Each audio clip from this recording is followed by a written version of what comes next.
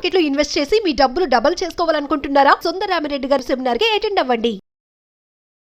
నమస్తే, welcome to Suman TV. Present మనతో పాటు ఉన్నారు బిజినెస్ అనలిస్ట్ నందూరి రవికుమార్ గారు. నమస్తే సార్. నమస్తే సార్, ఐటీ లే ఆఫ్స్ గురించి మనం చాలా వీడియోలో మాట్లాడుకున్నాము. అయితే ఐటీ లే ఆఫ్స్ అంటే అక్కడ ఏఐ వల్ల ప్రభావం పడి ఉద్యోగాలు పోతున్నాయని అదొక ఎత్తు.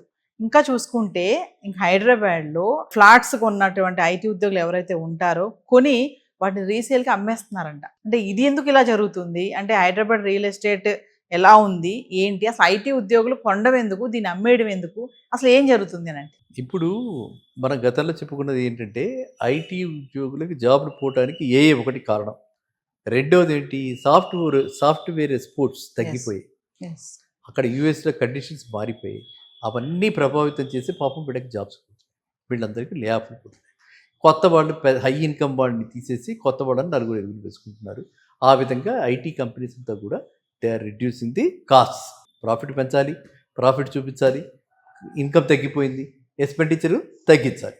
సో అది సింపుల్గా వాళ్ళు ఆ విధంగా లే ఆఫ్ డిక్లేర్ చేస్తూ పోతుంది. కానీ 2 ఏళ్ల క్రితము 3 ఏళ్ల క్రితము బుక్ చేశారు ఈ ఫ్లాట్స్.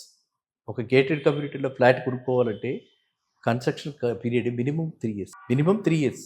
సో ఇప్పుడు వాళ్ళు అప్పుడు బుక్ చేశారు.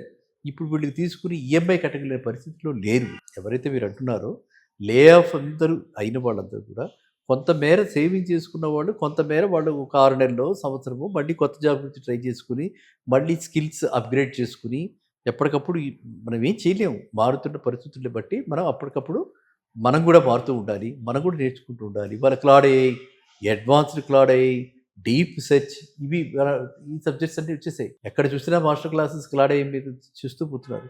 సో ఈ అడ్వాన్స్డ్ క్లాడ్ ఈ వాళ్ళు నేర్చుకుని వాడు జాబ్ తెచ్చుకునే లోపల బ్యాంకు వాళ్ళు కూర్చోరు కదా ఖాళీగా. బ్యాంకు నామ్స్ ప్రకారంగా, ఆర్బీఐ నామ్స్ ప్రకారంగా 3 EMIs కనుక మనం కట్టకపోతే అది ఎన్పిఏగా చేసేసి తర్వాత ఆక్షన్కి వెళ్ళిపోతుంది. మళ్ళీ ఆక్షన్ వస్తుందేమో అని ఆశగా ఎదురు చూసేవాళ్ళు మళ్ళీ ఆ గ్యాంగ్ వేరే ఉంటారు. సో ఇందువల్ల వీళ్ళు ఏంటంటే, నేను గతంలో ఒక వీడియోలో చెప్పడం కూడా జరిగింది, ఆక్షన్కి వెళ్లకుండా ఆక్షన్కి వెళ్ళిపోతుంది ప్రాపర్టీ, మనకి తక్కువ రియలైజేషన్ వస్తుంది బ్యాంకు ద్వారా. కాబట్టి బ్యాంకుతో కోఆపరేట్ చేసి మీకు మీరుగా దాన్ని ఎవరో ఒక బయ్యర్ని చూసుకుని అమ్మేయండి. మన వీడియోలోనే మీ ఛానల్లోనే చెప్పడం జరిగింది, అర్థమైందా?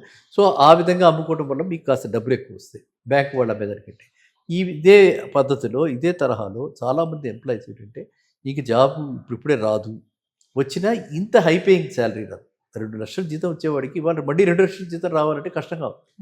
ఎట్ ది సేమ్ టైం 2 లక్షల జీతం వచ్చేవాడికి, అందుకే ఇప్పుడు చాలా పెద్ద ఇదేంటంటే మానసిక క్షోభ, సైకాలజికల్ ఎఫెక్ట్ చాలా ఎక్కువగా ఉంటుంది. 2 లక్షల జీతం వచ్చేవాళ్ళు ఖచ్చితంగా మళ్ళీ 2 లక్షలు తక్కువకు పెడితే వాళ్ళకంటే జూనియర్స్ దగ్గర పనిచేయాల్సి వస్తే, ఇలా చేతులు కట్టుకు కూర్చోవాల్సి వస్తే వాళ్ళు ఎంతో నిరాశకి, వాళ్ళు ఎంతో దానికి మానసిక వ్యధకి గురవుతున్నారు అన్నమాట. తీవ్రమైనటువంటిది. అంటే మనం అది మనిషికి ఉన్న సహజమైన నేచర్.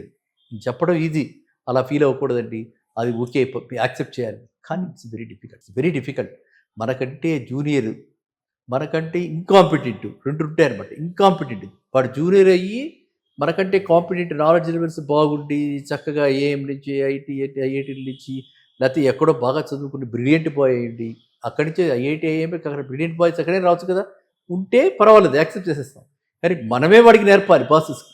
ఈ పరిస్థితుల్లో ఉన్నారు వాళ్ళు. చాలామంది ఐటీ ల్యాబ్ పిల్లలు చాలా మాట్లాడుతుంటే, ఇంటరాక్షన్స్లో ఎక్కడికి వెళ్ళిన మీటింగ్లో చూస్తుంటే they are frustrated for various reasons. అంటే ఈఎంఐలు కట్టుకోలేక అమ్మేస్తున్నారా సార్? ఈఎంఐలు కట్టుకోలేక, ఆక్షన్కి వెళ్లకుండా. ఇంపార్టెంట్ అది. ఆక్షన్కి వెళ్ళిందంటే ఏమవుతుంది, 10 మందికి తెలుసు. అర్థమైందా?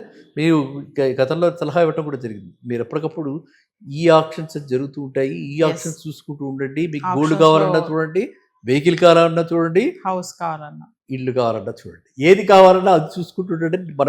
నేనే చెప్పడం జరిగింది. సో అందుకంటే అది అక్కడ మనకి కొంచెం సేవింగ్స్ ఉన్నాయి కాబట్టి ఆ విధంగా చూస్తూ ఉంటే అది ఒక ఆస్పెక్ట్. రెండో ఆస్పెక్ట్ ఏంటి, మన పేరు 10 మందిలో నలుగుతుంది కదా, అందరికీ ఎందుకు తెలియాలి? బలన్న వ్యక్తి అమ్మేస్తున్నాడు అని ఎందుకు తెలియాలి? సొసైటీలో కొంచెం ఒక కైండ్ ఆఫ్ సర్కిల్ ఉంటుంది. ఆ సర్కిల్లో కొంచెం బిలో డిగ్నిటీగా, బిలో ప్రెస్టీజ్గా ఫీల్ అవుతాం కదా, అవుతాం లేదా?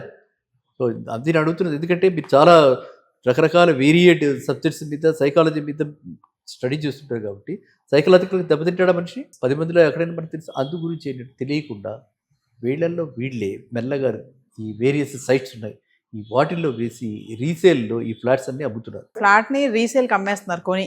అది కానీ రేటు విషయంలో మాత్రం మోర్ ఆర్ లెస్ వాళ్ళు కూడా జాగ్రత్తగా చూసుకుని ఎంత వీలైతే అంత రాబట్టుకోవడానికి ట్రై చేస్తున్నారు. సో దట్ బ్యాంక్ లోన్ కట్టేశాక వాళ్ళు కొంత ఇన్వెస్ట్ చేశారు కదా, ఆ డబ్బులకి రిటర్న్స్ కొంత వస్తాయి. అవేవో ఉంటే వీళ్ళు ఉద్యోగాలు తెచ్చుకునేదాకా, ఉద్యోగం రావాలంటే సంవత్సరం పట్టచ్చుగా, ఆ సంవత్సరం లోపల మీరు చదువుకోవాలి, ఆ సంవత్సరం లోపల సర్వైవ్ అవ్వాలి. అందు గురించి వీళ్ళలాగా వేరే దీంట్లో చూస్తారు. Thank you sir.